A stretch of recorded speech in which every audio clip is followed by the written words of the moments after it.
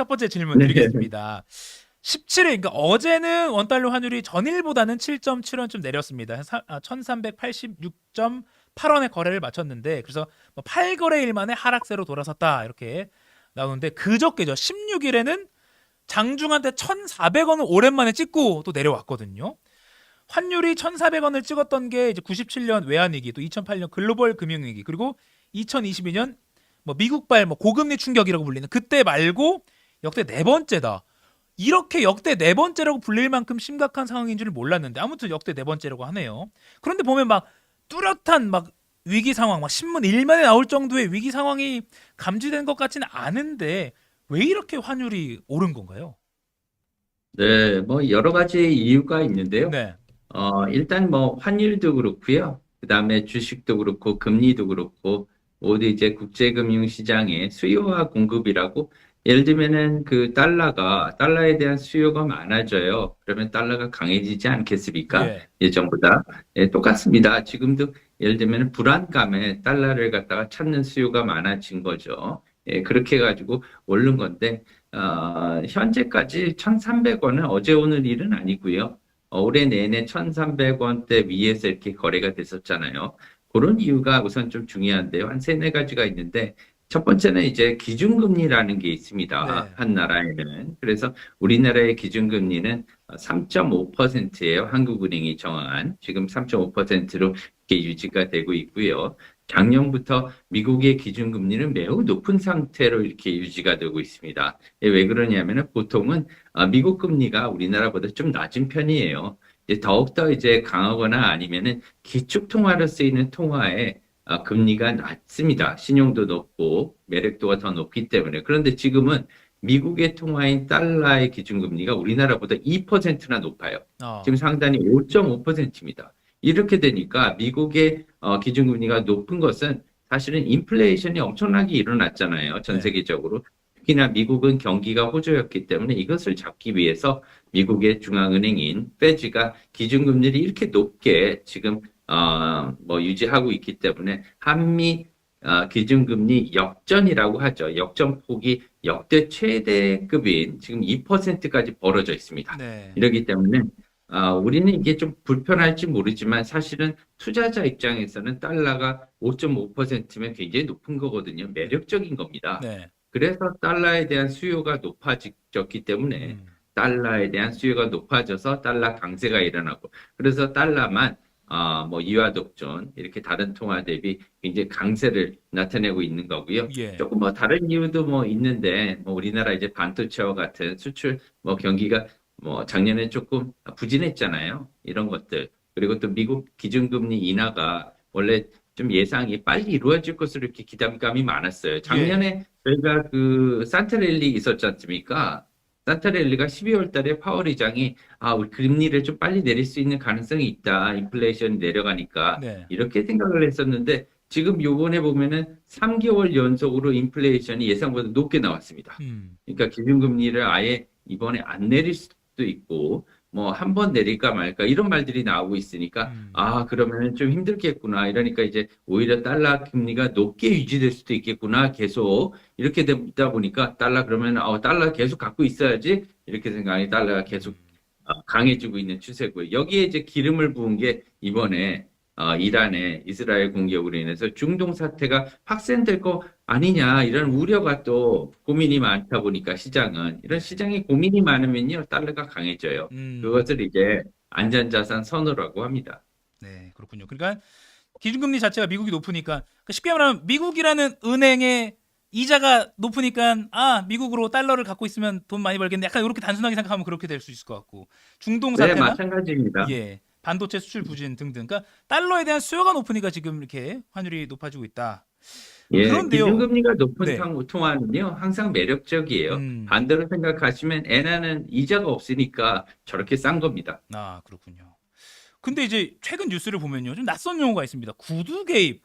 뭐 어제 외환 당국이 1년 7개월 만에 구두 개입을 했다 이런 말도 있는데 뉴스 해설을 좀 해주시는 차원에서 이 구두 개입이라는 게 그러니까 말로 그러니까 우리가 신는 구두가 아니라 말로 한다는 거잖아요. 그러니까 이제 뭐 누가 언제 왜 하는 건지 효과는 뭔지 요것 좀 설명 좀 해주시죠. 네, 뭐 뉴스에서 이제 구두 개입을 실행을 했다 등등등 많이 나오는데 이게 네. 무엇인가 사실은 많이 궁금하실 텐데 이제 그 외환시장 개입입니다. 이게 외환시장에는 왜 개입을 하게 되면은 환율이 이제 급격하게 이번에 변했잖아요. 많이 올랐지 않습니까? 예. 이렇게 급격하게 변하면 다들 생계를 유지하고 있고요. 기업들도 기업 뭐 활동을 영위하고 있고요. 국가도 사실은 국가 차원에서 예를 들면은 그 손익계산을 하죠. 이게 무역 수지입니다. 근데 무역과 생활을 하기에 불편을 초래하게 된다는 거죠. 이렇게 음. 환율이 오르면 당장 뭐 유학생을 둔 자녀를 둔 부모님께서는 학비가 비싸져서 고민이잖아요, 네. 요새. 그리고 원자재를 수입해야 되는 사장님은 물건을 이것을 수입해서 만들어야 되는데 원가가 상승해서 부담이 되고요. 음. 또 우리나라는 최근에 중동 사태에서 이게 일어났답니다. 그게 문제예요. 그래서 원유 가격이 지금 오르고 있는 추세입니다. 근데 예. 여기다가 환율까지 올라가게 되면 수입 가격이 엎친 데 덮친 격으로 더 높아져서 국가 차원에서는 물가 상승률이 빠르게 올라갈 수도 있어요. 지금 물가를 내리려고 나라에서 굉장히 노력을 하고 있지 않습니까? 네. 지금 사과도 지금 가격이 올랐다고 난리인데 소비자 물가가 네. 기름 안 쓰는 뭐 기업이나 아니면 업체들은 없어요. 개인들도 그렇고 그렇죠. 우리가 쓰는 모든 에너지 지금 우리가 아침에 마신 커피도 그렇고요. 뭐 전등이나 이런 거 전부 다 수입입니다. 그렇기 때문에 환율이 올라가게 되면 수입 가격이 올라가게 되고 물가가 올라가게 되면 소비자 물가가 올라가서 다들 어려운 겁니다. 이랬기 네. 때문에 환율을 안정적인 범위 내에서 거래를 유지시키는 것은 사실 정부나 국가 차원에서 굉장히 중요한 문제고요. 기업들은 이래야지 국민들도 안정적인 경제 생활을 영위할 수 있게 되겠죠. 예. 그래서 이런 외환시장 개입을 하게 되는 거고요. 그래서 이제 정부, 뭐 딱 집어서는 기획재정부입니다. 음. 그리고 중앙은행인 한국은행 이 두 군데에서 급격한 환율 변동을 막기 위해서요. 외환시장에 직접 그리고 간접적으로 개입을 하게 되는데 직접적으로 개입한다는 말은 뭐냐면 환율을 아예 직접 끌어내리는 겁니다. 그건 어. 뭐냐면 중앙은행이 외환시장에 참여를 들어가요. 뭐냐면 은행들, 시중은행들이 있잖아요. 우리나라는 5개의 시중은행들이 있는데 예. 얘네들한테 몰래 전화를 걸어서 야, 외화 팔고 원화 사. 직접적으로. 우리 어. 지금 기금이 있으니까 이걸 사줘. 원화를 사. 그러면 수요 공급 차원에서 원화를 사게 되면 원화가 강해지지 않겠습니까? 예. 이렇게 되면 환율이 내려가게 돼요. 그게 이제 직접적인 개입이고요. 네. 그다음 간접적인 개입은 뭐냐면 어제 이창용 총재께서 예를 들면 급격한 환율 움직임은 좋지 않으니까 그냥 주시하지 않겠다. 이렇게 음. 경고성 발언을 날리는 거죠. 이렇게 해서 주의를 주면서 외환시장의 안정세를 도모하는 게 구두 개입, 그러니까 구두 개입은 간접적인. 직접 뭐 사고 팔라 지시하는 게 아니라 그러니까 뭐 메시지를 주면서 정부가 움직일 준비가 돼 있다. 그러니까 심리를 좀 움직이게 하는 뭐 그런 거라고 보면 되겠네요. 네, 조심해라. 더 빨리 많이 사지 마라 이거죠. 네. 사실 경제는 또 그런 메시지 하나, 심리 하나 이런 게 또 크게 작용할 수 있으니까 이 구두 개입이라는 거는 간접적인 외환시장 개입이다. 아, 잘 설명해 주셨습니다. 이 사실 전문님 입장에서는 이런 까지 짚어줘야 돼? 막 이렇게 생각할 수 있는데 제가 특별히 아, 부탁을 전혀 드렸습니다. 아닙니다. 네. 네, 예. 그러면 아까 말씀하신 대로 뭐 유학생, 주재원들 해외에 있는 뭐 이제 강달러 때문에 힘들어 한다 이런 뉴스도 들리는데 지난 고점을 보니까 1439.9원 이게 2022년 9월 28일이었습니다. 그걸 넘을 수도 있다고 보십니까? 어떻게 좀 전망하세요? 달러 환율. 글쎄요, 그것은 사실은 속된 말로 가십이라고 생각하고요. 음. 어디까지 올라가겠느냐. 올라가도 계속 유지되기는 힘들 수도 있거든요. 그렇기 때문에 지금은 그거보다는, 네. 얼마나 이렇게 1,300원대 중반, 후반에 높은 고환율이 유지가 될 것인가가 더 중요한 것 같습니다. 왜냐하면 아. 반짝하고 내려오면 그렇게 부담이 커지지는 않아요. 그렇지만 계속해서 1,300원대 후반이 이렇게 되면 우리나라도 사실 수입가가 계속 비싸게 유지가 되는 거잖아요. 음. 그럼 물가가 그러면은 수입 물가가 높아지게 되고, 그리고 기업하는데도 부담이 되고, 뭐 학생들이 유학 가는데도 힘들고요. 그렇기 때문에 얼마나 이게 길게 유지가 되느냐가 더 중요할 것 같아요. 특히나 상단을 얼마나 올라가느냐는 사실은 지금은 보통 우리가 전망이라고 하지 않습니까? 네. 금융 전망을 하는데 전망은 지금 좀 어려운 상태예요. 왜 그러냐면은 지금 이스라엘이 보복 공격을 한다고 지금 천명을 해놨는데 예. 어떻게 할지는 아무도 모르지 않습니까? 그렇기 때문에 이런 것들은 지금 연준 의장도 그렇고 바이든 대통령도 아마 모를 거예요. 음, 어떻게 지금 이 환율 시장이 갈지는. 그렇기 때문에 이런 상황이기 때문에 좀 고점은 조금 상단은 열어둬야 돼요. 그래서 음, 가능성은 열어두고요. 하지만 지금 뭐 한미일 어저께 그 재무장관 회의에서 공조를 통해서 우려를 표명했듯이 이것도 예, 구두 개입의 하나거든요. 그게 뭐 주시하지 않겠다. 알고 있다 우리가 높은 네, 것을 이러기 때문에 이제 앞으로 정부나 관계자들이 그 외환 당국이 이렇게 노력하는 만큼 그거에 대해서 노력을 하면 우리도 이것을 믿어줘야 되는 것도 있는 거거든요. 그래서 하면은 또 이렇게 많이 내려갈 수도 있기 때문에 이런 차원에서는 우리가 조금 너무 부안해동하지 말고 안정적으로 1300원대 높게 있으니까 이거에 대해서 대비는 해야 되겠구나 이렇게 생각을 하면 될 것 같고요. 예, 다만 이런 지정학적 이슈는 좀 길게 오래 가는 측면이 있습니다. 왜 그러냐면 이 외국인 투자자들 뭐 연기금들이나 이런 큰 투자자들이 있잖아요. 네, 투자자들은 이러한 그 지정학적이나 정치적인 불안감을 제일 싫어합니다. 왜 그러냐면 이것들이 자기네들이 예측을 할 수가 없잖아요.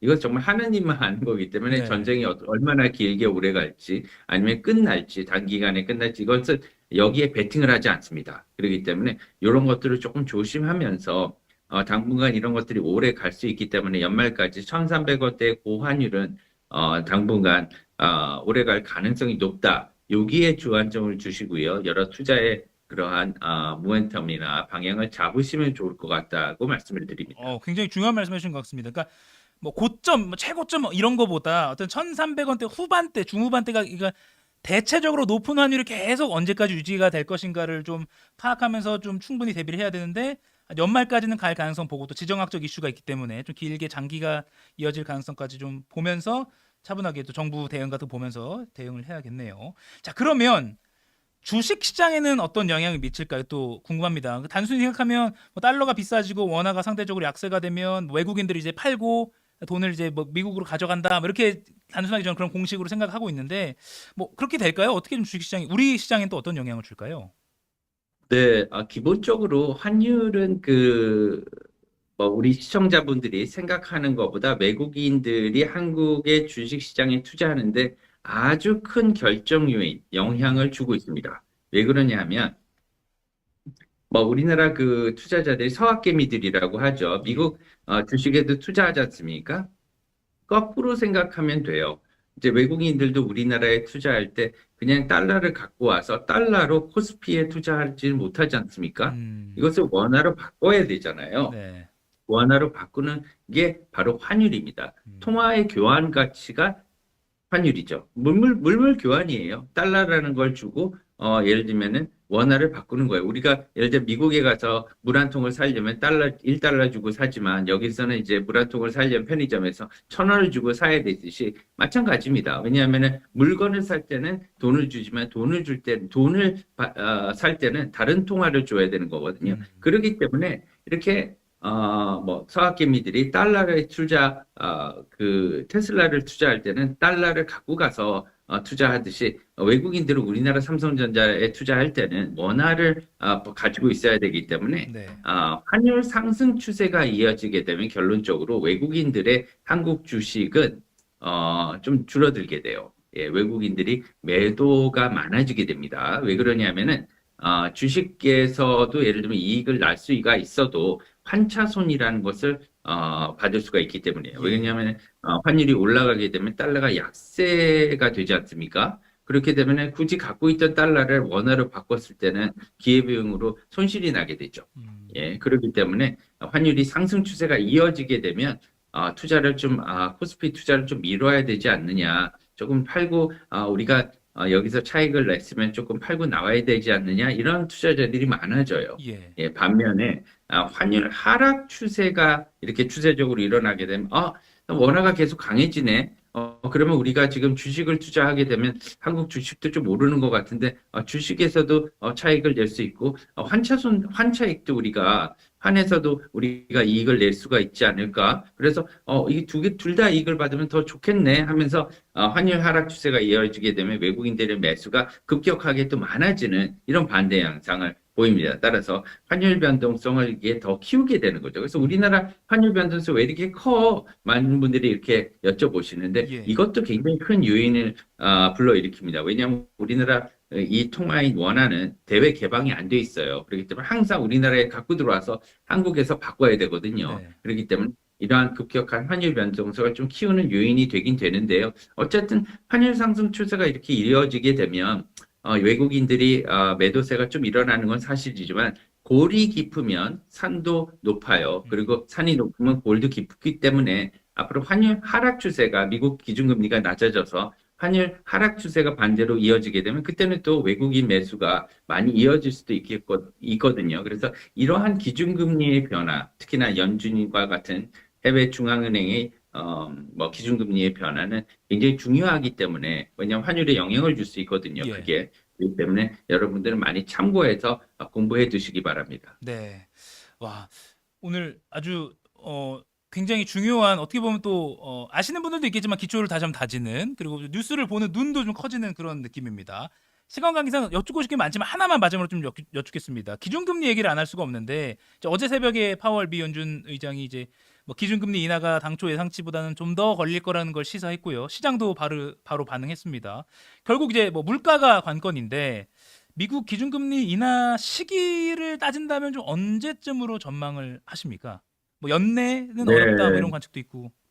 네, 최근에 이제 많이 이제 기준금리 인하 기대 심리가 많이 낮아졌다고 이렇게 뉴스에 나오잖아요. 예. 예, 다 CPI 때문에 그렇습니다. 지금 미국의 CPI가 예전에는 이렇게 기준금리를 높게 5.5%까지 올리면 이거 너무 높은 거 아니야? 그렇게 되면 뭐 예를 들면은 기준금리가 5.5%인데 그렇게 되면 대출금리는 막 6%, 7% 소비자들은 이렇게 가게 되잖아요. 예. 기업들이나.